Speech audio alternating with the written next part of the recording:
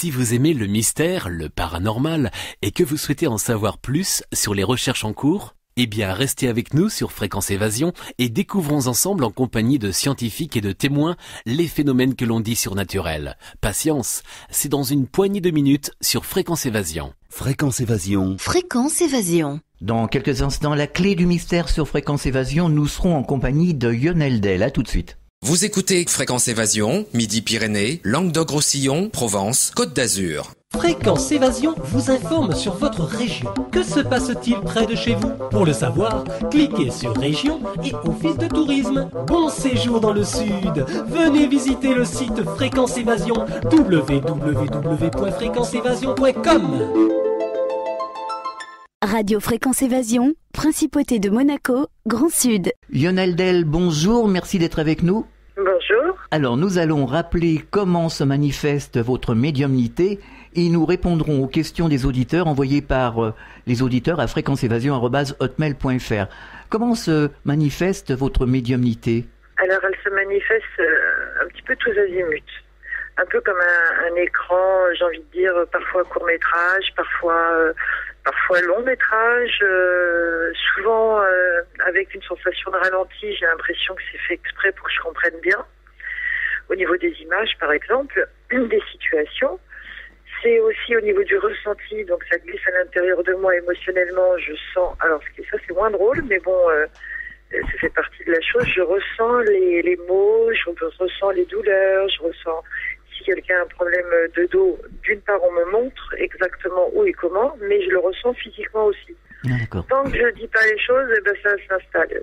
Dès que je le prononce, ça s'évanouit. Pour les dents, pour tous les mots en fait, pratiquement, les maux de tête, même j'ai envie de dire d'ailleurs les cycles féminins aussi, D'accord. particulier, Oui. et auditif aussi, auditif oreille droite. Et donc, Voilà. vous êtes connecté directement avec ce qu'on appelle les êtres de lumière. Oui. Alors ça intrigue beaucoup d'auditeurs justement. Eh bien écoutez, on va répondre. Alors voilà. Alors une première question, Cédric de Montpellier. Pourquoi le monde physique existe-t-il et à quoi correspond la chute des âmes dans la matière dont on parle dans la religion catholique par exemple? Bon, alors attends, parce que là il y a deux questions, il y a voire trois questions. D'accord. La première, on reprend le début de la phrase, s'il vous plaît. Alors la première, c'est pourquoi le monde physique existe-t-il? Parce qu'il n'y a que dans la matière que l'âme, en fait, elle peut façonner et faire son évolution. C'est un peu comme des classes. Oui, c'est exactement comme si nous faisions des études. Donc, on passe de classe en classe, ce qui veut dire qu'on évolue de cycle en cycle de façon à se parfaire. Et l'âme a besoin d'être dans la matière pour imprimer parce que émotionnellement, on doit se bagarrer contre nos doutes, nos peurs. Et c'est comme ça, en fait, qu'on évolue le plus. Est-ce que c'est vraiment nécessaire? Parce qu'on dit qu'il y a des âmes qui ne se sont jamais incarnées. Est-ce qu'il faut vraiment s'incarner pour travailler, pour se façonner l'âme en quelque sorte? Est-ce que c'est... Oui. Voilà, c'est pas une punition. Oui, tout à fait. Quand nous avons terminé notre cheminement d'une vie, on retourne là-haut. Il y a une purification qui se fait, la compréhension, la connaissance. Graduellement, on monte les étapes au niveau vibratoire, puisque c'est dans l'amour. Donc, on va parler d'ascenseur, si on peut, oui, pour nous rapprocher un peu de... Voilà, absolument. Et en fait, à partir de ce moment-là, elle profite, elle évolue. Elle recroise des êtres qu'elle a connus, mais qui sont pas forcément que des êtres d'ici en bas. Ça peut être aussi des êtres qu'elle a connus avant, en haut, avant de descendre, en fait. Oui. Et à partir de ce moment-là, une fois que son cheminement est évolué, elle décide, un peu comme si on prenait, un nouveau journal de bord en se disant, il faudrait que j'aille travailler ça, allez, je retourne à l'école. Et hop, on choisit et on reglisse, on redescend, on recommence. On recommence une autre expérience, ou parfois d'ailleurs pour certains la même s'ils n'ont pas réussi à déverrouiller, à ouvrir, à capter, à travers des éléments donc physiques évidemment, une matière, de façon à bien imprimer. Ça se passe comme ça. Quant aux âmes, je rebondis un peu sur ce qu'on a entendu là de Cédric, les âmes qui se sont jamais incarnées. Oui. On va pas appeler ça des âmes, parce que les âmes, l'âme, elle appartient à l'humain. Ça va être des êtres de lumière, des anges, vous voyez, des archanges, qui sont dans leur monde j'ai envie de dire, célestes et qui n'ont rien à faire ici-bas, qui en revanche balayent et nettoient et aident à contribuer à notre vie ici. Mais ils sont jamais passés par l'incarnation? Les êtres de lumière, non. Jamais. Non. Alors pourquoi nous, êtres humains, on est obligés justement de passer par cette incarnation? Peut-être qu'on est cancre. Peut-être. Non, c'est parce que tout simplement nous sommes un autre genre. C'est un autre genre. Nous sommes des âmes qui sont vouées à la vie, à l'entre-deux.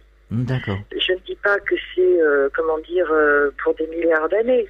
Oui. Mais tant que l'âme a besoin de toute façon d'évoluer, eh bien c'est comme ça. Et bien évidemment, c'est pas au bout de 5 vies que ça se résout et que ça se résout complètement à 100%.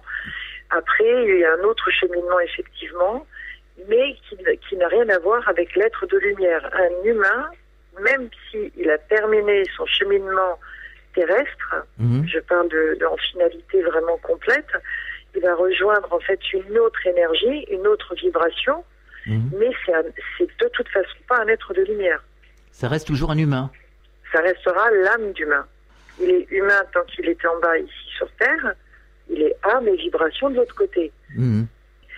J'ai envie de dire en même temps, quand on regarde un peu la nature, eh bien, il y a des hommes, des femmes, les chiens, les chats, et ce sont des espèces, nous sommes tous des espèces différentes, bien à part entière et différentes, et c'est la même chose de l'autre côté.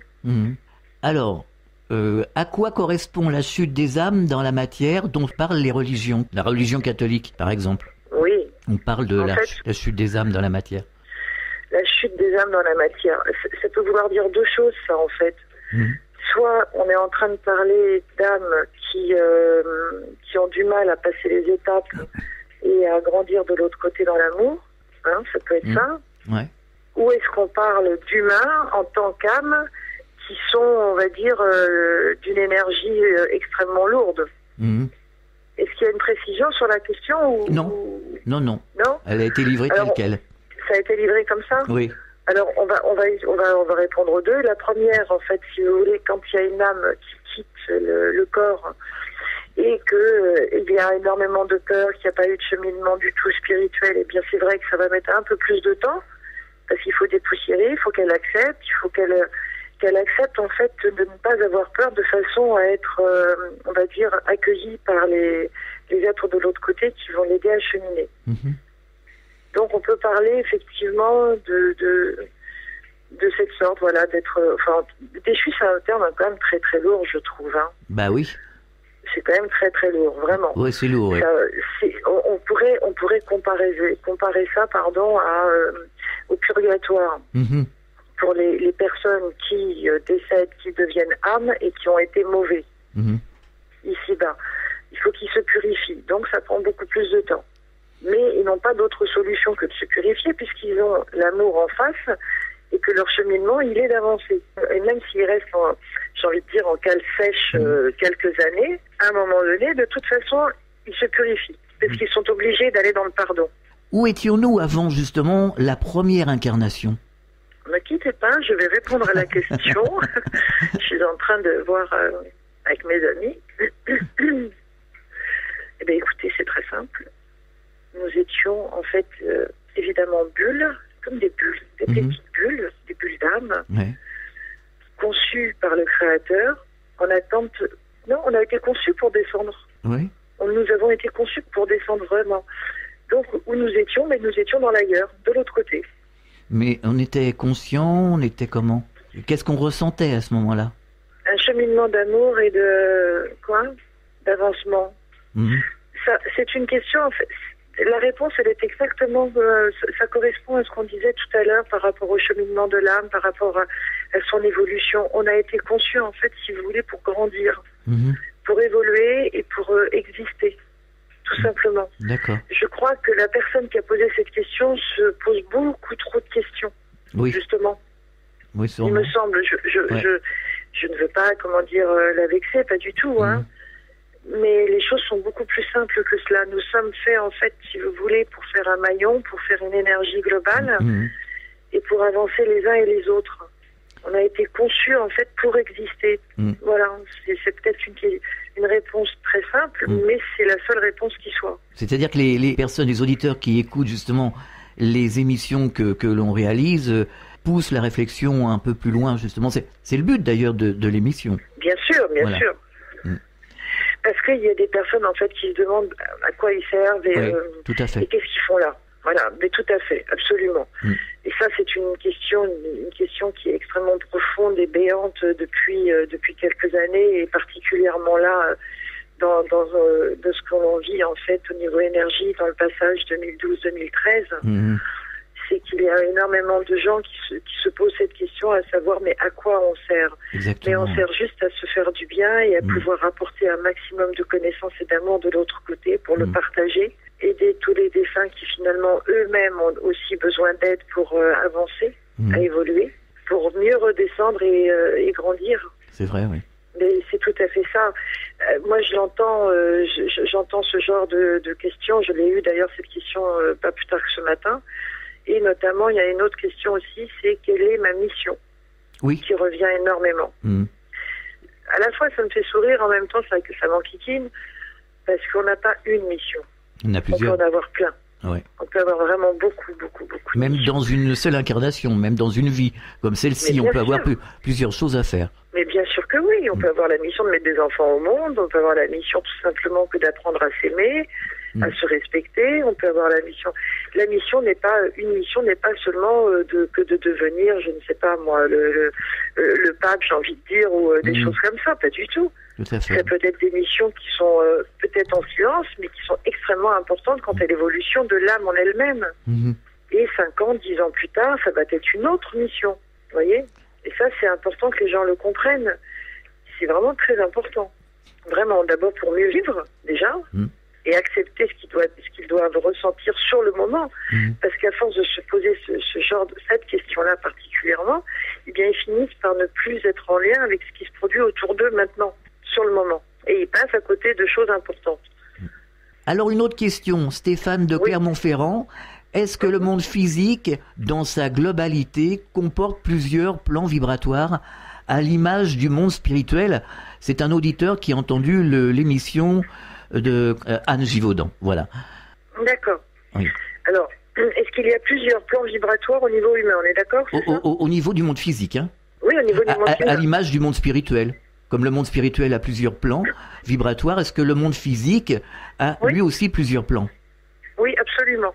Absolument, tout à fait. Oui. En même temps, ça, on le voit au quotidien, j'ai envie de dire, parce que tout dépend de la vibration, en fait, si vous voulez, qui nous traverse, entre guillemets, ou qui nous habite plus exactement. Il y a des personnes qui vont avoir une vibration un peu plus lourde, un peu plus basse. Et on le voit d'ailleurs, parfaitement. On va sentir un malaise, on va sentir de la tristesse, on va sentir, en général, de toute façon, c'est lié aux émotions. Mais bien sûr que oui, il y a des personnes qui ont des vibrations différentes, absolument. Et c'est fait pour. Alors, Anne Givaudan disait que elle faisait des sorties astrales et elle allait sur d'autres planètes, elle allait sur Mars, elle allait sur d'autres planètes, et elle disait que toutes les planètes étaient habitées. Or, les cosmonautes, tous ceux qui observent l'univers, les planètes, on sait très bien que Mars, la Lune, Mars, toutes ces planètes, on voit pas d'habitants, elles sont pas habitées à l'œil nu comme ça. Elle disait voilà. Oui, je comprends. Voilà. Alors, je ne peux absolument pas contredire ce que cette personne a pu dire, bien évidemment, parce que je ne suis pas elle, et ça ne m'appartient pas. En revanche, ce que je peux affirmer avec grande certitude, c'est que voyage astral, absolument, aucun souci. Se promener, on va dire, dans les galaxies, absolument, ça peut. En revanche, ça peut être une représentation de telle et telle planète au niveau énergétique, mais en aucun cas aller sur place. Ça n'existe pas. Ça n'existe pas. Non. Mais effectivement, ressentir, palper l'énergie, oui. Ça peut. Dire que les planètes sont habitées, non. Pas en termes d'incarnation humaine. Oui. En revanche, qu'elle puisse être habitée d'énergie, absolument. Et bien sûr que oui. Bien sûr qu'il y a des énergies, et on va dire toute énergie va être sans dire que c'est une vie, on va dire que c'est un genre existant. Oui. Mais moi, je ne peux pas du tout affirmer, par exemple, le terme extraterrestre. Parce que nous sommes, dans ce cas, extraterrestres. Non, ça voudrait dire qu'il y a des personnes physiques sur d'autres planètes. Oui, c'est ça. C'est justement à cette question-là. Voilà. Donc. Alors, il y a énormément de galaxies. Je m'excuse. Oui. Il y a beaucoup de galaxies, donc beaucoup de soleils, beaucoup de lunes et beaucoup d'autres planètes. Moi, personnellement, ils ne m'ont jamais donné accès, en fait, à une autre planète qui soit même au plus loin avec des habitants. En revanche, avec un genre d'énergie autre, oui. Alors, justement, Nicole Dron, qui a fait une Ender en 1966, disait qu'on lui avait dit de l'autre côté que l'univers grouillait de vie. Oui, bien sûr. Que la vie était partout dans l'univers. Bien sûr que oui, c'est tout à fait vrai. Oui, c'est vrai. Alors attention, il faut aussi prendre les choses comme elles. Attention, là, cette phrase, c'est à double sens. Elle est pleine de vie, oui, absolument. Pas de genre humain. Ouais, ouais. D'accord. Oui, d'accord. Ouais. Voilà, mais pleine de vie, bien sûr, puisque c'est l'amour. Ouais. Oui, parce que la donc, vie, c'est large, oui, c'est large. Au niveau des âmes, bien sûr. Parce qu'en fait, si on fait une petite parenthèse par rapport j'ai envie de dire à la mort, qui est un vilain mot, parce que c'est vraiment, d'ailleurs quand on prononce ce mot, mort, on sent que la vibration est très basse, elle est lourde. Oui, tout à fait. C'est vraiment, ça pèse. Alors qu'en fait, la mort n'existe pas. Oui, c'est vrai. C'est un changement de plan. J'ai envie de dire, pour certaines personnes qui ont encore du mal à imaginer cela, avant d'exister en tant qu'humains, ils étaient où? De l'autre côté, et dans l'amour. Et ils existaient. Moi, je vois des âmes qui me parlent, qui me montrent, et ils œuvrent, et ils font des tas de choses. Et ils sont effectivement extrêmement vivants. D'ailleurs, j'ai envie de vous dire très sincèrement que de l'autre côté, ils sont bien plus vivants et bien plus joyeux qu'ici. C'est ce que j'allais dire. Alors là, pour le coup, ça, je veux bien le souligner. Oui, mais c'est beaucoup plus tangible. Ah ben oui, hein. Les gens se posent souvent cette question, justement. Comment c'est, justement? Écoutez, souvent on me pose la question, vous devez être fatigué, c'est beaucoup d'énergie, c'est difficile. Je parle de la médiumnie, hein. Oui. Ou d'être en contact avec les âmes de l'autre côté, j'ai envie de dire dans le royaume, parce que c'est un peu ça quand même. Et bien, très sincèrement, c'est beaucoup plus lourd d'être ici, en bas, avec les gens, et en fait, leurs émotions et les lourdeurs qu'ils traversent, et donc du coup, ça pèse, que de l'autre côté. Mais moi, de l'autre côté, je veux bien y rester non-stop, hein, j'ai aucun problème énergétique. Hein. Alors, qu'est-ce qu'on ressent de l'autre côté, justement? Eh ben, de l'autre côté, on y sent en fait une légèreté, c'est une voluption extraordinaire, c'est très léger, c'est joyeux. En fait, vous savez quoi? On a la sensation que le corps, il s'alourdit un petit peu. Le corps, j'ai bien dit le corps. Ouais. Il s'alourdit un peu, il s'empâte un tout petit peu, et en fait, l'âme, elle se met à vibrer à l'intérieur, et elle, en revanche, elle monte. Et ça, c'est juste du bonheur, quoi. Oui, tout à fait. Oui, ici, c'est plutôt la lourdeur. Hein. Ben ici, oui, malheureusement, puis encore là, on raisonne plus en ce moment, quoi. Oh là là, oui. Parce qu'il y a beaucoup d'énergies qui sont en train de j'ai envie de dire, de balayer la terre, les environs, et donc du coup, ça va accentuer nos humeurs, ça va accentuer nos torpeurs aussi, bien évidemment, hein, forcément. Ça va aller en accélérant. Donc, ça accélère sur ce qui est déjà la nature de base. Donc, quelqu'un qui est pas bien, on va dire déprime, eh ben, ça va accentuer la déprime. Celui qui, au contraire, est déjà bien avancé spirituellement, eh bien, il va ressentir évidemment encore plus de choses. Et c'est le but. On marque une pause, on revient dans quelques instants. Fréquence Évasion, Midi-Pyrénées, Languedoc-Roussillon, Provence-Alpes-Côte d'Azur. Chaque jour sur Fréquence Évasion Grand Sud, info, loisirs, culture, environnement et détente. Fréquence Évasion, www.fréquenceévasion.com. Radio Fréquence Évasion, le son de la Côte d'Azur. Nous sommes de retour sur Fréquence Évasion en compagnie de Lionel Del. Nous parlons de médiumnité et nous répondons surtout aux questions des auditeurs. Sachez que vous pouvez nous poser vos questions en nous envoyant un mail à fréquenceévasion@hotmail.fr. Alors on va passer à une autre question. Jean-Michel de Rabastens, proche de Toulouse, en Haute-Garonne. Concrètement, à quoi correspond le changement vibratoire dont on parle depuis quelque temps? Comment et quand allons-nous constater les effets? Quelles seront les possibilités des êtres humains? Jean-Michel, il s'appelle? Jean-Michel de Rabastens, proche de Toulouse, oui. D'accord. Alors, quand est-ce qu'on va les ressentir? On les ressent déjà. Voilà. Pour toute personne qui, à la source, quand on dit la source, ça veut dire la sensibilité médiumnique ou intuitive ou magnétisme ou toutes ces choses-là, eh bien, il y a des milliers de gens qui ressentent, qui n'ont peut-être pas, en fait, la compréhension totale du mouvement de ce qui se passe, mais ils ressentent qu'il y a des choses, on vient d'en parler justement, qui bougent. Donc, on est déjà dans le ressenti, et ce, depuis 2007-2008.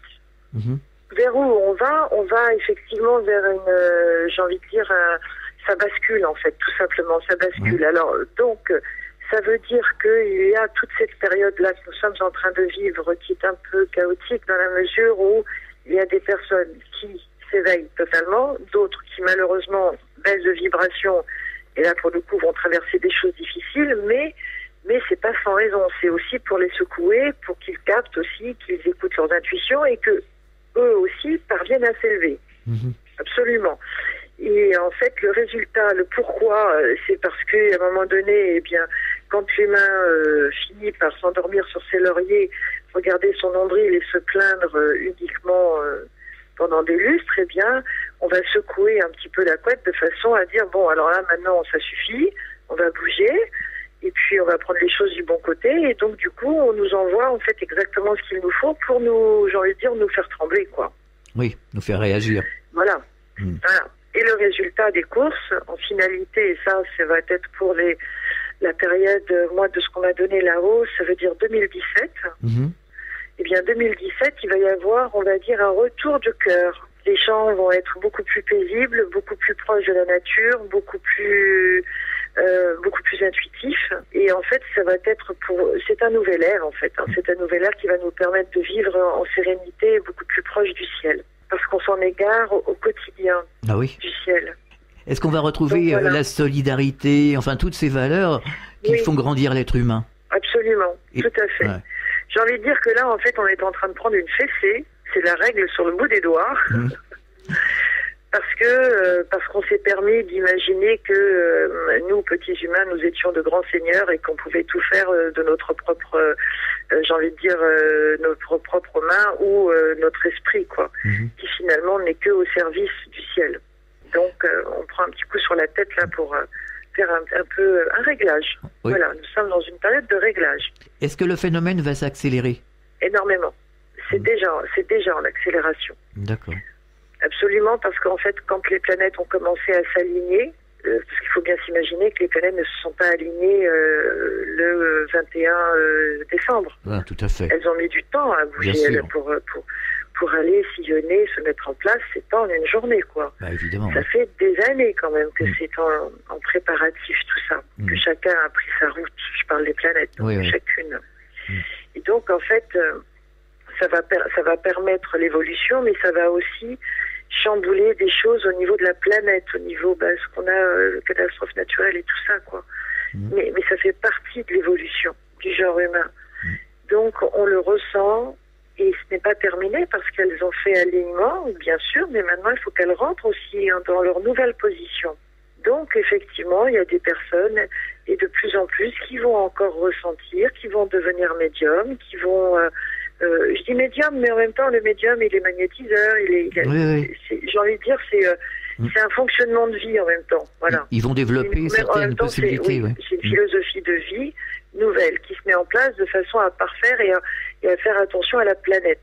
Et ce qu'il ne faut pas oublier, c'est que du fait que toutes ces planètes, elles ont été, on va dire, en rapprochement, puis alignement, puis dans une nouvelle position, eh bien forcément, les mondes sont plus proches. Donc les choses vont beaucoup plus vite parce que j'ai envie de dire, comme un Pulse qui s'emboîte.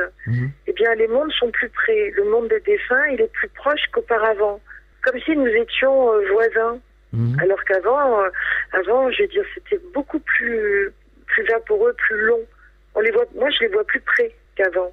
Ah oui, on les voit plus près. Oui, ils frôlent plus de gens d'ailleurs. C'est vrai. Il y a beaucoup plus de personnes aujourd'hui qui se sentent frôlées. Ouais. Alors qu'avant, ils pouvaient sentir un petit courant d'air, un petit truc. Non, là maintenant, ça y est, ça touche. Et ça se rapproche. Oui, tout à fait. C'est aussi pour qu'on prenne conscience qu'ils existent. Parce que ça, c'est une chose aussi très importante. Ah oui, c'est très important. Hein. Ah mais bien sûr, c'est très important parce que il y a beaucoup de personnes qui se disent, mon Dieu, j'ai perdu un tel, mais j'ai perdu quoi? Il est juste en voyage dans un environnement fabuleux et du coup, ils se sentent oubliés, ils se sentent abandonnés alors qu'ils existent. Même si c'est ailleurs, ils existent quand même. Ah oui, là, il y a une grande demande des gens. Oui. Ah oui, vraiment. Oui, absolument. Alors, une autre question. Sandrine de Toulouse, comment avoir accès au dossier akashique? Au quoi? Au dossier? La mémoire de l'univers, les dossiers akashiques. Ah, pardon, d'accord, j'avais pas compris, pardon. Voilà. Oui. Eh ben, ça c'est amusant. D'abord parce que personne ne devrait exiger cela. Non, parce que ce sont des louanges et chacun reçoit ce pourquoi il est fait. Et que si nous, en tant qu'humains, nous pouvions avoir la possibilité, que d'avoir accès à cela, eh bien l'humain sera encore capable de l'abîmer. Oui, ça c'est vrai. Oui. Donc, je ne peux pas dire comment on y a accès, parce que moi, tout ce que l'on me donne, on me le donne gentiment et je demande jamais rien. J'accepte de recevoir avec grand bonheur, bien sûr, mais jamais je me permettrai de demander quoi que ce soit. Et est-ce que la science va rejoindre l'esprit? De plus en plus, oui. Oui, la science est en train de travailler, en train de faire des recherches, bien sûr, qui sont en lien avec l'invisible. Et là, vraiment, pour le coup, oui, ils nous rejoignent de plus en plus, bien sûr. Alors, il y a de l'espoir. Oui. Oui, d'ailleurs, en séance privée, moi, j'en ai pas mal. Et d'ailleurs, je pense à une personne en particulier qui était un grand chercheur et qui a vécu les 4-5 dernières années, qui était assez perturbée parce qu'elle ressent, elle capte, il y a plein de choses nouvelles qui s'ouvrent. Et elle se rend compte qu'à travers sa recherche, j'ai envie de dire, médicale, eh bien, elle s'aperçoit que l'émotionnel et l'invisible est en lien avec le résultat de la maladie sur laquelle elle travaille. Et elle se heurte un petit peu parce qu'il y a quand même, je veux dire, toute une institution, enfin bon, ça bouge quand même beaucoup de choses. Et elle se dit, mince, où est ma case? Où je dois me placer dans le cheminement évolution spirituelle ou est-ce que je suis encore scientifique? Mais bon, elle aide en même temps toutes les personnes qu'elle peut croiser, qui sont donc scientifiques, à s'éveiller, à s'ouvrir aussi. Donc c'est sa mission actuellement pour le moment. Mais oui, il s'ouvre. Sébastien Dallès, malgré de nombreuses prédictions qui annoncent l'intervention ou des signes du monde spirituel dans ce monde tourmenté, il ne se passe rien selon lui et nous sommes seuls, nous perdons espoir sur la terre, sans aucun repère. Qu'y a-t-il à attendre du monde spirituel? Alors Sébastien, il est un peu perdu. Oui, le prénom? Sébastien Dallès. Ah oui, non mais Sébastien, il a eu une jeune enfance qui n'a pas été facile. Et c'est délicat, difficile de répondre à cela, dans le sens où il y a une telle tristesse en lui. Il se sent perdu, alors qu'en fait, il ne l'est absolument pas. Mais vraiment pas du tout. C'est juste qu'il est dans une bulle d'incompréhension. Il faudrait qu'il sorte un peu de son quotidien, qu'il ait confiance déjà. Parce qu'en fait, c'est vrai que si on n'a pas confiance, si on n'a pas la foi, ce qui revient au même, eh bien, là, on peut parler justement d'une baisse de vibration et on peut avoir le sentiment d'être seul, perdu dans ce vaste monde qui est la Terre. Alors que pas du tout, quoi. Il y avait une petite histoire, Alain, je ne sais pas si on en a déjà parlé. Malheureusement, j'ai oublié le nom de la personne qui l'avait écrite, mais bon, je vais quand même le dire. C'est un homme qui, tout au long de sa vie, vit des choses compliquées et puis perturbantes. Et à un moment donné, il a la sensation d'être donc dans le désert. Et c'est une image, mais bon. Et donc, il marche dans son désert, accablé, se disant effectivement je suis seul au monde, je suis abandonné, le ciel n'existe pas, je traverse des choses très difficiles et puis d'un seul coup il voit qu'à côté de ses pas il y a des pas Alors il parle avec ses pas invisibles. Il lui dit quand même tu es là, bon ça le réconforte, bon. Et puis au fur et à mesure de son avancement, il voit plus de pas. Il voit plus que 2 pieds, deux empreintes de pieds. Il se dit et voilà, et encore une fois, au pire de mon passage, tu m'abandonnes et je suis seule et bon. Et au bout d'un moment, il y a une voix qui lui parle et qui lui dit comment tu peux oser dire ça? Tout ce chemin, c'est moi qui t'ai porté. Voilà.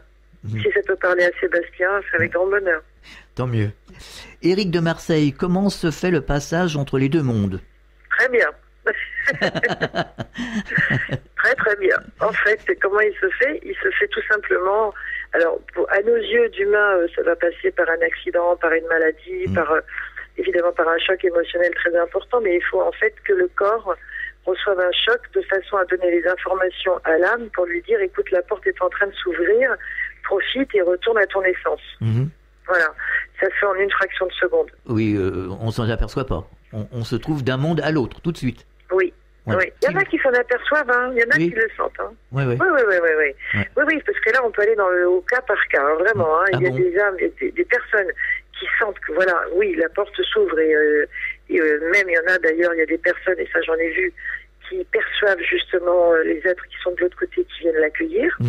Et il y en a, effectivement, qui ne se rendent pas compte, qui se disent, tiens, je suis de l'autre côté. Ah oui. Oui, et puis il y en a qui, les plus rétractifs, alors ceux qui n'ont pas envie, qui ont un peu peur du départ, peur de la mort tout simplement, peur pour avoir peur, eh bien eux, ils vont passer le cap. Alors effectivement, souvent un peu plus dans la douleur d'ailleurs, mais je dis pas que, comment dire, que ça ne peut se passer que dans la douleur. Mais déjà émotionnellement, c'est un peu plus dur, c'est surtout ça que je veux dire. Et une fois qu'ils sont de l'autre côté, ils disent bon bah oui, mais j'ai pas encore tout à fait envie de partir maintenant. Alors, ça rejoint la question de tout à l'heure. Oui. Vous voyez, quand les âmes on dit sont déchues, c'est pas qu'ils soient déchus, c'est que bon bah il va falloir passer par l'acceptation. Ça prend un certain temps. Oui, parce que les gens s'inquiètent du passage, ils se disent mais qu'est-ce qui va se passer? Il y en a d'autres qui ont tellement peur qu'ils se disent il va rien se passer du tout. Enfin voilà. Alors, est-ce que je peux encore répondre à ça? Oui, absolument. Un autre exemple, quand une femme est enceinte et qu'elle porte son bébé dans son ventre, elle se pose pas la question de savoir s'il y a une âme ou pas, alors qu'il y a une âme qui s'y installe. D'accord? Autre du fait que l'enfant est en train de se développer, de chair, et bon, tout ça on le connaît, c'est physique, c'est vraiment scientifique. On parle de l'âme. À l'intérieur du ventre, cette petite âme, elle ressent, elle entend, elle vit, elle se nourrit, et donc elle est dans une vie. Il n'y a pas d'horloge, c'est certain. Elle perçoit le jour, elle perçoit la nuit, en fonction de la lumière extérieure du ventre de la maman. Elle entend la voix, les voix qui sont autour de la maman, donc le mari, la famille. Elle entend un certain brouhaha, cette âme, et elle vit de cela. À un moment donné, quand c'est l'heure de l'accouchement, est-ce que vous ne croyez pas qu'elle se dit mince, qu'est-ce qui se passe? J'ai mal, ça me contracte, on me pousse et ça pousse et elle est jetée en fait finalement dans ce canal. Ouais. Et elle arrive au monde. Et là, elle tombe sur qui? Elle tombe sur des médecins tout en blanc, avec une énorme lumière au-dessus qui est d'ailleurs le spot de la salle d'accouchement. On la prend avec des mains froides, on la fout dans une serviette qui est un peu rêche, un peu indélicat, et hop, en couveuse. Est-ce que c'est sympa? Bah, pas très, hein. Pas très, hein, finalement. Hein.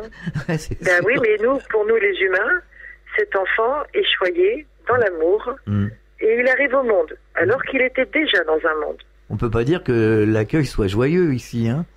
Ben oui, mais en même temps, eh bien, si on regarde bien, quand on entend le tunnel, la lumière, les êtres qui nous accueillent, eh bien, c'est exactement la même chose. Dans les deux sens. Mais bien sûr, dans les deux sens. Ouais, tout à fait. C'est la même chose. L'âme est dans le ventre, dans un petit corps. Le passage, on le connaît. La lumière, c'est évidemment la lumière électrique, mais elle y est. Et les gens qui l'accueillent aussi, ils sont là. C'est exactement la même chose, sauf que de l'autre côté, c'est quand même beaucoup plus tendre. C'est sûr. Et un petit peu plus doux aussi. C'est clair. Justement, cette âme, elle s'incarne à quel moment? Est-ce qu'elle s'incarne au 5 ou 6e mois, ou est-ce qu'elle est semi-incarnée? Est-ce qu'elle s'incarne, mais elle sort encore, elle fait des allers-retours? Oui, c'est pareil, au cas par cas, entre 1 mois et demi et 3 mois, Ça tourne autour de la maman, ensuite ça s'installe à l'intérieur. Parfois, c'est vrai qu'il peut y avoir comme ça la petite curiosité de ressentir un peu l'extérieur. Mais bon, une fois qu'en fait, passé les 4 mois et demi, 5 mois, elle est à l'intérieur et elle y reste parce qu'elle est dans son monde. Oui, parce que ça doit être difficile quand même de passer du monde spirituel au monde physique et rentrer comme ça dans un corps. Ça doit être... En fait, oui et non. Ah, non, oui. Parce que c'est un choix, c'est une mission que de venir et de faire des étapes, en fait, de faire école. Donc c'est un besoin que l'âme, elle ressent et c'est pour ça qu'elle se réintègre. D'accord. Et après, j'ai envie de dire oui, quand l'enfant arrive au monde et qu'il oublie, enfin que ça reste dans le subconscient, quoi, tout simplement, hein, le pourquoi il est venu à travers ces gens-là, on se dit oui, tiens, c'est vrai que qu'est-ce qui m'a pris d'aller choisir ça. D'ailleurs, le plus facile, c'est de dire mais non, j'ai rien choisi. Alors que c'est faux, on choisit. Mais la vision de l'autre côté n'est pas tout à fait la même. Le plan émotionnel ne fonctionne pas pareil. C'est un choix de l'âme, hein, donc c'est bien géré. Après, ça dépend de ce qu'on vit ici, de ce qu'on s'est mis sur le dos. Oui, il faut faire attention au programme. Hein. Oui, mais en même temps, la confusion, d'ailleurs, tiens, ça peut répondre à une autre question. Il y a une confusion quand on parle de karma, on parle de chez nous, hein, en Europe. Le karma, c'est tout de suite lié à la croix, tu vas payer ce que tu as fait dans le passé, donc tu n'as qu'à supporter. Alors qu'en réalité, si on regarde, on va regarder chez les hindous par exemple, c'est vraiment un autre fonctionnement et le karma, en fait, ça a une puissance de spiritualité qui fait pour avancer, pour dépasser, pour se défaire, en fait, de vies compliquées. Et quand les gens auront compris que le karma n'est pas exactement ce qu'on leur a inculqué, et là pour le coup on peut parler effectivement de la religion catholique, ça ira déjà beaucoup mieux parce qu'ils cesseront de se plaindre et de faire le Calimero. Oui, tout à fait. On assume et on se dégage des complications et des situations délicates. On n'est pas fait que pour supporter les coups et s'enfermer au 4e sous-sol. On est fait justement pour avancer, faire évoluer l'âme, donc se défaire de la difficulté. C'est pour ça qu'on vient. On marque une pause, on revient dans quelques instants. Prenez de l'altitude avec Fréquence Évasion. Fréquence Évasion vous donne la possibilité de dialoguer sur l'un des 3 forums. Paranormal, région et musique. Venez dialoguer sur les forums Fréquence Évasion. Cliquez sur Forum. Bon surf sur le site de Fréquence Évasion, www.fréquenceévasion.com. De Menton à Toulouse, Radio Fréquence Évasion, le soleil du Grand Sud. Nous sommes de retour sur Fréquence Évasion en compagnie de Lionel Del. Nous parlons de médiumnité et nous répondons surtout aux questions des auditeurs. Sylvie de Toulon, est-ce que la réincarnation est automatique ? Oui, absolument, elle est automatique, mais moi ce que j'entends chez Sylvie dans la question, c'est est-ce que c'est immédiat ou pas ? Voilà. Oui, non, ce n'est pas immédiat. C'est systématique par contre. Oui, ça l'est, mais ça peut être là pour le coup c'est une image. Hein. Je donne un exemple qui ne correspond ni à vous, ni à moi, ni à Sylvie d'ailleurs. Ouais. Ça peut être une 50aine d'années, ça peut être 300, ça peut être 500 ou quelques années plus proches. D'accord. Tout dépend de ce que l'âme aura traversé et son cheminement de l'autre côté aussi. Enfin, ce qu'elle voulait dire, c'est est-ce que de toute façon on doit revenir ? Est-ce qu'on doit se réincarner obligatoirement ? Oui, alors bien sûr, parce qu'il y a des personnes qui ont des vies qui sont très compliquées, qui sont difficiles ou tout simplement qui n'arrivent pas à s'adapter au genre humain et qui en ont vraiment marre et qui ont envie de retourner de l'autre côté parce qu'ils se sentent appartenir beaucoup plus au ciel qu'à la terre. Et ça, je comprends parfaitement. Mais le but étant de s'investir dans le fonctionnement terrien, eh bien, ces personnes qui ont envie de partir et ne plus revenir, eh ben, ils se plantent. J'en ai eu quelques-uns comme ça. Parce que le but, il est de s'adapter, de pouvoir vivre à l'entre-deux. Donc, ils vont remonter, ils vont comprendre, ils vont avancer et ils vont revenir pour vivre une vie incarnée. Voilà. Après, bien sûr, il arrive quand même pour les âmes qui ont fini leur cheminement que de ne pas revenir et d'aller en fait sur un autre système, un autre plan, qui est extrêmement éloigné, dans une autre galaxie vraiment Je veux pas dire que je n'ai pas accès, mais qui est extrêmement lointaine, vraiment, vraiment, et ils y vivent d'autres choses. Et c'est pas Mars, hein. C'est beaucoup ni plus loin. Jupiter, ni Vénus, non, c'est pas de notre galaxie. C'est D'accord. beaucoup plus loin. Alors Jean de Paris 12, les scientifiques, notamment en sciences quantiques et kabbalistiques, sont-ils sur la bonne voie? Oui, non, oui, ils le sont. C'est pareil, c'est une question qui est vague, je trouve, je m'excuse. Mais certains scientifiques, bien sûr, ils sont dans le juste, et beaucoup d'autres non. C'est normal, il faut faire le tri, il faut avancer. La science est encore jeune dans ce domaine, j'ai envie de dire. Après, au niveau de la Kabbale est une très grande vérité. Ça est très riche, bien sûr, de beaucoup de connaissances, mais qui peut être aussi dangereuse si elle entre de mauvaises mains. Mais j'ai envie de dire comme tout livre de connaissances. Hein. Oui. Mais est-ce que c'est une bonne base? Est-ce que c'est une bonne base? Oui. Salé, poivré, 50%. Il y a ce qui est descendu du ciel et il y a ce qu'en a fait les humains. Oui, tout à fait. Voilà. Je peux pas répondre mieux que cela. Je peux pas dire oui affirmatif 100%. Parce qu'avec la fragilité, on va dire la sensibilité des personnes, des gens actuellement, il suffirait qu'une personne s'imagine que c'est tout bon, tout merveilleux, et rentre dans un cheminement qui soit vraiment complexe et lourd, quoi. Donc non, c'est salé, poivré, j'ai envie de dire même d'ailleurs sucré-salé, ça sera plus sympa. Voilà, faut faire attention quand même. En fait, cette personne fait référence aux conférences, aux émissions qu'ils ont entendues avec Jacqueline Bousquet, et les conférences que Jacqueline Bousquet donne sur les champs informationnels et le champ unitaire ultime que l'on appelle Dieu. Écoutez, moi je vais vous résumer ça très vite. Dieu, le créateur, qui est en fait l'unique, c'est lui qui a créé les mondes, je dis pas le monde, mais je dis bien les mondes, qui a mis en place tous ces systèmes énergétiques qui sont juste merveilleux. L'humain, qui est quand même la plus jolie machine au monde ici, c'est lui qui a mis en place et qui a conçu les archanges, les anges, les êtres de lumière, pour nous aider et pour œuvrer dans l'impalpable. Et c'est tout ce qu'il y a à retenir. Remercier le ciel, c'est remercier le Créateur. Remercier les maîtres, bien sûr, Jésus, le prophète, et bien d'autres encore, bien sûr, mais par qui ils ont été conçus, par le Créateur. Et je parle hors religion. Oui, tout à fait. Comment peut-on parler de création alors qu'on dit que tout a toujours existé et que l'on est éternel? Bien sûr, l'âme est éternelle, bien sûr. Et d'ailleurs, la vie est un éternel recommencement, bien évidemment. D'ailleurs, je crois qu'on en avait déjà parlé quand on regarde les saisons. Oui. Elles se succèdent et pourtant, l'hiver, les arbres sont nus et on a la sensation qu'ils sont morts et au printemps, ils revivent. Donc bien sûr, tout est éternel. Des maisons, des villes se montent d'un côté et puis les noms de rues changent au bout de quelques années et puis ces mêmes noms de rues vont réapparaître, j'ai envie de dire, la ville voisine ou le pays voisin.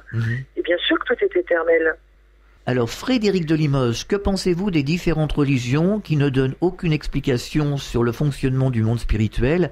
Et va-t-on vers une spiritualité active et universelle? Alors, je suis pas une grande spécialiste de religion. Ça, j'aurais aimé que mon ami du cœur, le Père Brune, puisse y répondre. Ça aurait été juste un grand bonheur. Ce que je peux dire, c'est que les religions, pas les religions, les livres saints parlent de grandes vérités, et encore une fois, les religions en font ce qu'elles veulent. Cela dit, si je peux me permettre, eh bien, sans avoir une énorme connaissance, encore une fois, quand même, vous retrouvez de grandes vérités dans le Coran. Alors pour ça, c'est pas compliqué, vous allez sur Internet et vous tapez, alors qu'est-ce qu'il y a? Il y a par exemple les chiffres et le Coran. Et on s'aperçoit que a été écrit un nombre de fois le mot femme, le mot homme, le mot lune, le mot terre, le mot Jésus, le mot prophète, qui a été prononcé une seule fois d'ailleurs, ce qui est assez humble. Jésus en revanche a été prononcé beaucoup plus, ce qui est joli. Et donc, bon, mais sinon c'est un peu compliqué parce que les religions, elles sont toutes enfermées, les personnes, pour mieux les tenir. Il faut analyser, il faut apprendre les livres saints, les comprendre, il faut les lire avec le cœur, non pas avec son mental, et il faut les lire en ayant un grand détachement par rapport aux hommes religieux, de façon générale. Il faut lire la sainteté qui a été envoyée. Oui. Je sais pas si je suis assez claire. Oui, si, c'est clair. Alors, est-ce qu'on va vers une spiritualité active et universelle? Oui, absolument. Qui ne passe pas sans fracas, malheureusement. Mais oui, absolument. Philippe de Dijon, est-ce que les règnes humain, animal, végétal se mélangent? Est-ce qu'ils peuvent passer d'un règne à l'autre? Moi, on me l'a jamais donné, ça. On me l'a jamais donné. Un homme peut être une femme, oui. Oui. Ça, absolument. Mais un cheval devenir un homme, non. On m'a toujours montré, je parle de là-haut, bien sûr, en fait, j'ai envie de dire un peu comme un paradis cimetière de genre animaux et de genre humain. Ce sont pas les mêmes âmes, c'est pas la même vibration, c'est pas le même fonctionnement. Là, c'est un peu comme ce qu'on disait tout à l'heure par rapport au genre entre guillemets, de race, d'âme, et d'être de lumière et d'archange et tout ça. Un archange, c'est un archange, il va pas être ange. Quelque part, est-ce qu'il n'y a pas une injustice? Est-ce qu'il n'y a pas le fait d'être un végétal, c'est quand même pas, c'est loin d'être un humain et c'est loin d'un être de lumière. Est-ce que finalement le végétal ou l'animal n'y perd pas quelque part? Ben non, moi je trouve pas. Non, je trouve pas, parce que quelle est la fierté d'être humain? Je veux dire, quand on voit une fleur qui s'épanouit, qui parfume, qui effectivement va s'éteindre mais va refleurir, je trouve ça juste merveilleux, puisque finalement, ce qui nous fait vivre, nous, les humains, c'est quoi? C'est beaucoup le monde végétal quand même. Hein. Donc, je parle un sacré chapeau. Oui, je parle en possibilité. Hein. C'est ça. D'accord. En possibilité. D'accord. Ouais. Ok. Non, de toute façon, non. Non, c'est une chaîne qui est installée comme ça. D'accord. C'est vraiment une chaîne qui est installée comme ça. Alors dans ce cas, on pourrait se dire, c'est quand même triste et dommage que le lion mange toujours la gazelle. Oui. C'est la chaîne alimentaire qui est comme ça. Ça, allez vous plaindre au bureau du créateur. Hein. moi, je peux rien là. C'est ce que je veux dire. Ou alors après, bon, on arrête de manger les escargots et les grenouilles. Est-ce que tout le monde y retrouve son compte? C'est ça le problème. Mais bien sûr. C'est réglé comme du papier à musique, j'ai envie de dire, hein, vraiment. Hein. Ouais. La chaîne, elle est installée, c'est une mélodie aussi, hein, donc c'est comme ça. Sinon, on va commencer à se demander pourquoi le soleil se lève pour nous apporter la clarté. Non, mais on a l'impression que c'est brutal ici. On a l'impression, par exemple, le chat qui mange la souris, c'est quand même, c'est brutal. Mais c'est la même chose chez les humains. Oui, c'est vrai. Philippe, on va répondre à Philippe, c'est pareil. C'est pareil chez les humains. Ouais. Je veux dire, il y a des personnes qui sont dotées d'une grande douceur, d'une grande sensibilité. Ils vont au travail, ils se font bouffer toute la journée. Par leur responsable, par la collègue ou le patron, elle se fait bouffer. C'est vrai que elle se fait pas croquer réellement dans le sens mordre comme les animaux. Mais en revanche, elle est abîmée, elle va avoir des hématomes émotionnels, ça va perturber son fonctionnement, elle va comprendre les choses différemment, ça apporte en fait un handicap finalement au niveau psychologique. Donc du coup, c'est la même chose au résultat. Voilà, Philippe. Alors, une dernière question, Lionel. Éric de Créteil dans le Val-de-Marne. Pour quelle raison nous souvenons pas de notre vie passée ou d'où nous venons? Alors ça, c'est une question qui est récurrente quand même. Hein. Oui. Plein de personnes la posent. Hein. Oui, je sais. Je l'ai eu moi aussi beaucoup cette question. Alors il faut savoir en fait finalement que notre intuition, elle nous sert à ça aussi. Intuitivement, il y a des situations, des choses, on se dit tiens, je le sens pas. Donc en fait, c'est vrai qu'on va pas avoir la mémoire réelle comme on l'entend au niveau du mental, j'ai envie de dire, au quotidien. Et d'ailleurs, Dieu merci, parce que sinon ça nous empêcherait, on serait feignants, hein, ça nous éviterait d'aller chercher, d'aller creuser, d'avancer, de se parfaire finalement. Mais quand même, il y a tout ce qui va être intuitif, instinctif, qui va nous permettre de sentir les choses, et ces choses-là sont en lien avec nos passés, donc de vie passée. Ça, c'est une chose. Il y a aussi autre chose, c'est il y a quand même des personnes qui ont la possibilité, alors attention, hein, on peut aller le chercher à travers, on va dire, certains, j'aime pas le terme rituel, mais on va dire élévation plutôt. Oui. Ou parce qu'elles reçoivent aussi des choses, alors pour certains médiums, hein, et même d'ailleurs, je parle pas des médiums qui sont reconnus et qui exercent, hein, je parle même de gens médiums comme ça au quotidien, hein, qui vont dire, bah, tiens, j'ai la sensation, je me suis senti, vu faire des choses et pourtant j'ai jamais fait ici dans cette vie.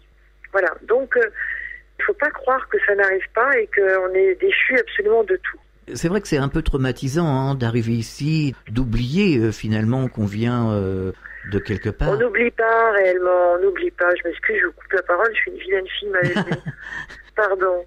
Non, on n'oublie pas. C'est-à-dire qu'en fait, ça passe sur un autre plan. C'est sur un plan vibratoire. C'est pas un DVD. Donc, il faut en fait se procurer nos armes qui sont l'intuition et aller rechercher toutes ces choses-là et surtout accepter de suivre l'intuition pour ne pas se mettre la tête dans le mur. Parce que si on est très honnête, on va faire des choses dans cette vie, là, au quotidien, que l'on sent pas, qu'on n'a pas envie, et on le fait soi-disant parce qu'on se met des obligations, soit parce que ça se fait et que c'est pas autrement, soit parce qu'on n'arrive pas à dire non. Et en fait, on fait des schémas reproductifs qu'on a déjà vécu dans une vie du passé. Alors que notre intuition, elle nous dit bien, stop, attention, n'y va pas, trop tard. C'est vrai. Oui. Après, si on parle de vie du passé qui vont être, comme certains disent, j'ai été le roi de ceci, princesse de là, ou non, tout le monde n'a pas eu la couronne, ou tout le monde n'a pas été quelqu'un d'extrêmement connu, ou un grand musicien, ou un grand peintre dans une vie du passé. C'est pas le plus important. Il faut aussi accepter qu'on ait pu être une petite chose dans la vie du passé. Bien sûr, tout à fait. Bien sûr. Oui, c'est pas ça le plus important. L'important, c'est de vivre, c'est d'être. Eh ben oui. Tout à fait. Eh oui, parce qu'on peut pas tous avoir été, je sais pas moi, Khéops ou non, c'est pas possible.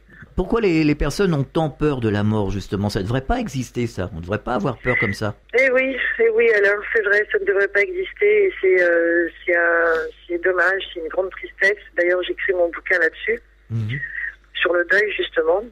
Parce que il faut rééduquer tout cela. Ça vient beaucoup des religions. Je m'excuse, je veux pas les accabler, mais dans les religions, on crée cette peur de la mort. Alors que normalement, eh bien, ça fait partie de la vie, ça fait partie des voyages, et donc on n'a pas eu cette éducation, mais en tout cas pour tous ceux qui nous écoutent aujourd'hui et tous ceux qui ont des enfants, eh bien, faut pas les éloigner de cela parce que de toute façon, c'est notre issue à tous. Donc, il vaut mieux que ça devienne, j'ai envie de dire, naturel dans le quotidien de chacun. D'abord, ça permettra aux gens de mieux s'aimer et de s'apprécier au présent, déjà. Ça, c'est une chose. Et puis d'aider aussi à l'approche du départ, d'être joyeux et d'être content pour celui qui va voyager. Et de ne pas être dans le système égoïste que de vouloir garder absolument, même avec des fils branchés dans le coma, parce que c'est une douleur pour tout le monde. Alors, à condition de bien expliquer aux enfants, de bien expliquer à tout le monde ce qu'est véritablement la mort. Enfin, cette mort qui n'existe pas finalement. Oui. Ce qu'il faut expliquer, d'une part, c'est qu'il y a une heure d'arrivée et une heure de retour. Entre deux, que de tenter à couper, on va dire, le fil de sa propre vie, ça veut dire de couper le souffle, ce n'est pas bien du tout. Alors, les religions disent que c'est interdit parce que c'est pas bien. Alors, au-delà de ça, ce n'est pas bien parce que si ce n'est pas prévu, j'ai envie de dire, c'est comme si on était à l'arrêt de bus, sauf que c'est grève. Donc, il va falloir patienter jusqu'à ce que ce soit le réel moment de partir, que le bus vienne. C'est un petit peu idiot. D'autant plus qu'on n'aura pas finalement fait son parcours comme il se doit, donc on va revenir. Ça, c'est une chose. Donc, on ne se suicide pas. Maintenant, il y a aussi quand même certains cas, il faut le savoir, parce que tout est au cas par cas finalement. Il y a, c'est vrai, certaines personnes qui doivent partir par ce biais. Parce que c'est une expérience qu'elles ont choisie. Alors, mais étant donné dans le doute, comme on ne le sait pas de toute façon, il vaut mieux pas le faire. C'est sûr, ouais. Mais il arrive qu'il y ait des âmes qui ont fait ce pas, qui vont bien. Parce que ça devait être aussi comme ça. Ah, c'est un autre débat, on rentre dans un autre débat. Enfin bon, ne le faisons pas. Il vaut mieux laisser l'horloge s'écouler, fonctionner et suivre le mouvement de ce qui a été en fait envoyé, que ce soit par le Créateur ou le besoin, l'acceptation que le Créateur nous a donné au moment où nous étions de l'autre côté avant de revenir ici. Parce que tout ça, c'est quand même bien organisé, quoi.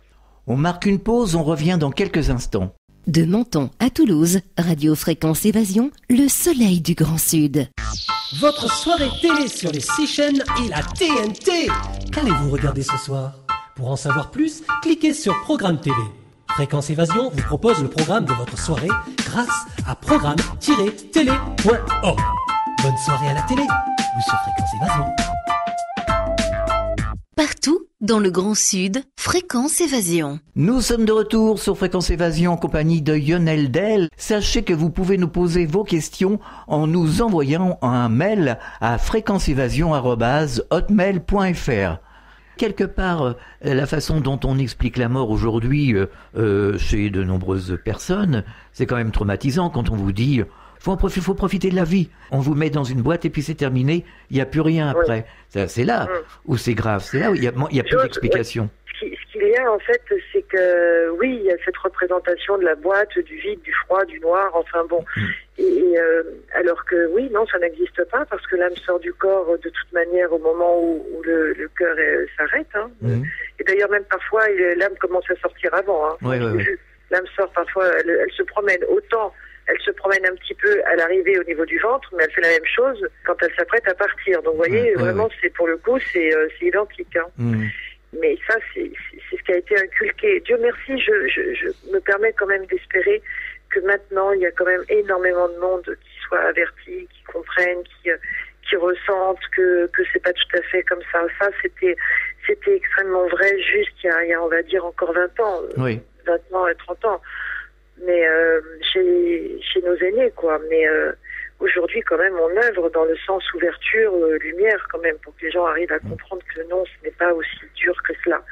Mais il y a encore des personnes qui, en revanche, par peur, justement, préfèrent se faire incinérer. Parce que se faire incinérer, il y a deux types de personnes. Il y a celui qui croit en rien, donc est totalement athée, ou celui qui a peur d'être, on va dire, sous terre. Alors, pour tous ceux qui ont l'intention de se faire incinérer parce que il a peur d'être sous terre, c'est pas la peine, c'est inutile, c'est complètement ridicule parce que de toute façon c'est comme un gant. C'est ce quand que le gant est abîmé, sale ou usé, on le laisse, c'est tout. On fait pas une crise quand on va jeter notre sac poubelle après avoir fait le dîner par exemple, on fait pas une crise. Hein. On est content d'aller à la poubelle. C'est comme une chemise qu'on met à la poubelle, quoi, qu'on met au chiffon. Mais c'est ça, mais bien sûr, et absolument. Absolument. Le corps, il est fait pour retourner à la terre et puis c'est tout. On crée des peurs irraisonnées, hein. Oui. Ça s'appelle des névroses. Oui, non mais exactement. C'est grave parce que moi, ça m'a traumatisé par contre quand j'étais gamin. On m'a dit ça, on te met dans une boîte, c'est terminé, c'est fini, il faut en profiter. Moi, dans ma tête, je dis c'est pas possible. Non. Bien sûr, j'imagine. C'est impossible, ça peut pas exister, il y a quelque chose, je vais le trouver. Peut-être que finalement, les personnes qui vous ont dit ça, Alain, peut-être que, bon, là c'est vrai que quand on le raconte comme ça, c'est super dur, c'est vraiment difficile, quoi. C'est dur, oui. Là, ce pauvre, il a été vraiment maltraité, j'ai envie de dire, tout petit. Et finalement, ça a peut-être contribué à cette recherche et ce que vous faites aujourd'hui, ce que vous donnez pour les autres. Donc on va les remercier, ceux-là. Ah oui, mais ça m'a poussé un message, tout à fait. Ah ben évidemment, voyez les expériences douloureuses, à quoi ça nous mène, à faire du bien partout autour. Ça a été un sacré moteur, hein. Ah ben je veux bien vous croire. Hein. Ah oui, ça, c'est le moteur de ma vie, hein, ça, c'est clair. Donc on les remercie ces gens-là, les gens qui vous ont sorti ça à l'époque. Ils ont envoyé ça, c'est sorti comme c'est sorti, mais n'empêche qu'aujourd'hui, ça a fait qui vous êtes. C'est les parents, c'est la société, c'est les copains, c'est tout le monde, hein. Et ouais, c'est super dur, mais bon, le résultat est quand même pas mal, hein. On peut remercier. Bon, alors ça va. Ben oui, Oui, non, mais je vous dis, j'écris en ce moment par rapport à ça, par rapport au deuil, par rapport à... Oui, alors justement, parlez-nous de ce livre. Parlez-nous de ce livre, Lionel. Ben, je suis en ouvrage en ce moment, je suis en train de le faire, donc je ne peux pas tout raconter, mais c'est en lien médiumnique, donc en fait, ce sont des choses qui glissent de vérité, parce que je n'écris, je ne fais que ce qu'on me dit de faire là-haut. Et c'est justement quant à l'éveil par rapport au deuil, par rapport au regard de l'enfant, par rapport aux gens et comment appréhender et comment comprendre un enfant qui perd quelqu'un. Parce que quand on est adulte, c'est une chose, mais quand on est enfant, c'est encore une autre visibilité. On le sait bien, je veux dire, l'enfant, il a sa propre visibilité. il a ses propres émotions, il est bien heureusement en lien avec l'invisible. Donc ça va pouvoir aider toutes ces personnes en fait à faire entrer finalement le deuil avec un peu de soleil, avec un peu d'amour, et puis à mieux comprendre les enfants qui le traversent. Et comme nous avons tous été enfants, eh bien ça parle à tous. C'est clair. Ben oui, on a tous perdu des gens et des grands-parents, et donc on a beaucoup ont été écartés. Il y a des personnes, vous savez, quand il y a un défunt dans la famille, que ce soit parents ou grands-parents, on écarte les enfants pour les protéger, mais finalement on les protège de rien parce qu'ils sont en grande souffrance, parce qu'on leur dit rien. Ils se sentent juste abandonnés finalement, et du coup en grandissant il y a un creux énorme, il y a un écho de manque et d'abandon qui font que il n'y a pas de compréhension. Donc voilà, j'écris dans ce sens. C'est-à-dire que moi, on m'écartait, comme tout le monde, mais je voyais bien qu'il y avait un problème, évidemment. Mais on me donnait, c'est le moins qu'on puisse dire, mais on me donnait pas l'explication. Et moi, je n'acceptais pas qu'on me dise qu'on me met dans une boîte et c'est terminé, c'est fini. Moi, je dis, à ce moment-là, si c'est vraiment ce que vous dites, valait mieux pas venir. Fallait pas me mettre au monde. Bah oui. Oui, mais peut-être qu'eux-mêmes n'avaient pas eu d'explication. Donc en fait, les gens, ils font ça, mais c'est des schémas reproductifs parce que eux-mêmes on leur a pas expliqué. Donc c'est comme ça, point. Et puis ils posent plus de questions parce que je peux pas te répondre. Donc ils mettent de côté. Oui, mais c'est grave quelque part. Bien sûr que c'est grave, évidemment que c'est grave. Bien sûr. C'est traumatisant. Évidemment, parce que c'est ce qui fait que il y a énormément de peur quant au voyage. Bien sûr. D'ailleurs, on devrait utiliser le mot voyage ou partie plutôt que mort. La désincarnation. Oui, absolument. Je suis d'accord avec vous, Alain. Oui. Sauf qu'il y a des personnes qui vont entendre désincarnation, ça veut dire se désintégrer. Ah oui. Attention à la résonance. Oui. Le verbe a un sens quand même magique, a une vibration extrêmement puissante. Pour certaines oreilles, ok, ça va bien passer. Mais pour d'autres plus sensibles, un peu plus, j'ai envie de dire, dans la peur, ils vont se dire quoi, on va se désintégrer, il n'en est pas question. Ah là là, c'est compliqué. Eh oui. Est-ce que vous avez quelque chose à ajouter ? Oui, si j'ai un message à ajouter à tous, ça veut dire tous ceux qui nous ont posé des questions et à toutes les personnes qui ont la gentillesse de nous écouter, eh bien je dirais une chose. Je dirais, apprenez à avoir confiance. À avoir confiance parce que quand les personnes disent qu'ils ont la foi et que malgré tout ils ont peur et qu'ils doutent, c'est parce qu'ils n'ont pas confiance, donc ils n'ont pas de foi. Donc allez chercher à l'intérieur de vous, parce que ça c'est vraiment à l'intérieur, il y a une partie en fait du Créateur en nous, qui est là, qui vibre, qui est une petite flamme. Allez me chercher tout ça, mettez-vous en confiance, ça vous permettra de monter votre vibration. Ça se fait naturellement, c'est, j'ai envie de dire, autant que le soleil se couche le soir et que la lune prend son cheminement pour suivre, c'est pareil, c'est très très simple. Confiance. Parce que si vous avez confiance, eh bien alors toutes les choses qui sont prévues pour vous vont s'aligner et vous allez pouvoir leur permettre d'arriver et d'être exaucés. Voilà. N'exigez rien, remerciez toujours et ayez confiance. Si le ciel a confiance en vous, c'est une honte de ne pas avoir confiance en lui. Alors on peut vous retrouver sur Internet, vous allez nous donner l'adresse de votre site ? Je vais donner mon site avec grand plaisir, c'est les www.yoneldel.com. On va me retrouver aussi très très facilement sur YouTube, où il y a beaucoup d'émissions où on peut entendre, voir justement. On peut aussi m'entendre sur Élévation, qui est le blog de Yann Eric, avec qui j'ai fait pas mal d'interviews, et notamment aussi le Père Brune, entre autres, il y a aussi d'autres gens. Et sur Facebook, évidemment. Et mon mail, si des gens veulent m'envoyer un mail, vous pouvez aussi, c'est yoneldel.com. Voilà. Merci Yoneldel d'avoir participé à cette émission et à une fois prochaine, j'espère. Très bientôt. Avec grand plaisir, oui. À bientôt. Je retourne dans mes séminaires pour œuvrer. Je vais être à Monaco aussi le 29 mars. À Beau Soleil, exactement. Beau Soleil, exactement. Alors à très bientôt. À très bientôt, Alain. Au revoir. Au revoir. Fréquence Évasion.